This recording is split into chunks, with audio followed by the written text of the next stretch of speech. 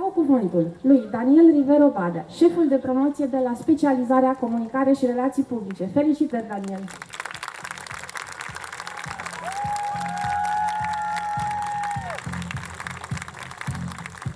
Bună ziua!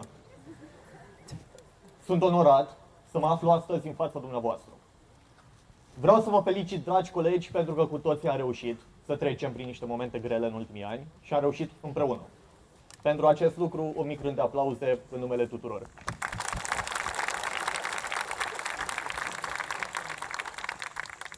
Așa cum am spus, suntem un număr foarte mare.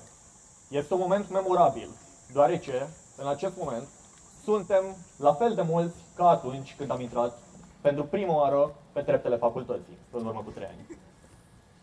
Ultimii ani au fost pentru mulți dintre noi și au venit cu o mare încărcătură emoțională. Mai mult decât oricând, ne-am dat seama de cât de importantă este conexiunea dintre oameni și că comunitatea este cea mai importantă. Urmează-ți intuiția, iar ea va găsi o cale să te îndrume. Einstein a spus, fiecare este un geniu, dar dacă judeci un pește după abilitatea de a urca un copac, va crede toată viața sa că este stupid.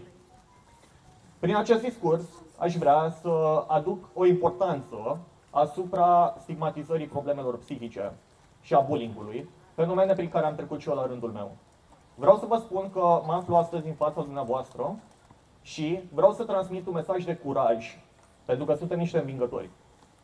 Momentele grele prin care am trecut cu toții ne-au format, iar prieteniile și conexiunile pe care le avem sunt cele mai de preț valori cu care o să rămânem pentru toată viața noastră.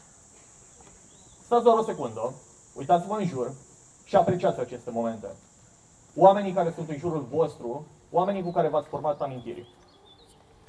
Stimați invitați, vreau doar să vă spun că în această lume, cel mai important este să reușești să-ți găsești vocația și să rămâi alături de cei care îți aduc un zâmbet în suflet.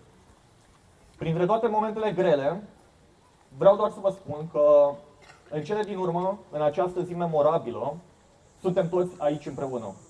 Numai împreună putem să schimbăm percepții. Percepția noastră creează realitatea. Avem puterea de a influența și modifica și ajuta și îmbunătăți viața celor de lângă noi.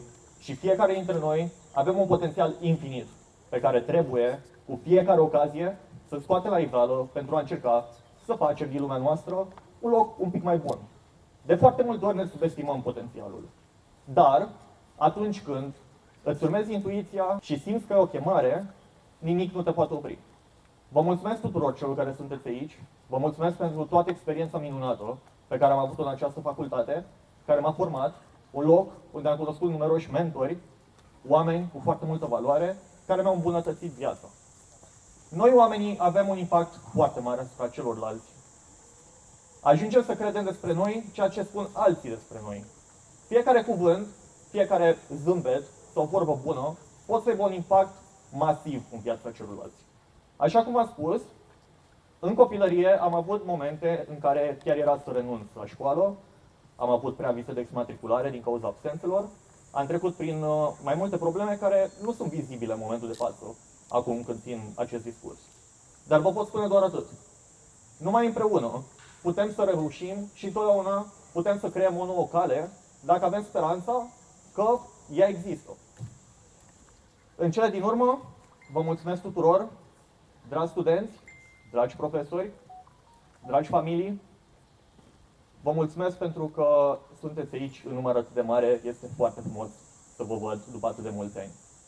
Îi mulțumesc mamei mele pentru că m-a ajutat să devin bărbatul care sunt. Îi mulțumesc tatălui meu, deși l-am pierdut în urmă cu 2 ani, pentru că a fost și el alături de mine până în ultimele clipe. Și le mulțumesc colegilor, profesorilor și tuturor celor care m-au ajutat să îmi îndeplinesc un vis. Acesta este doar începutul.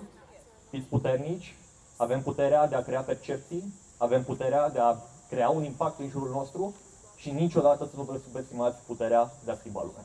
Vă mulțumesc! Mulțumesc.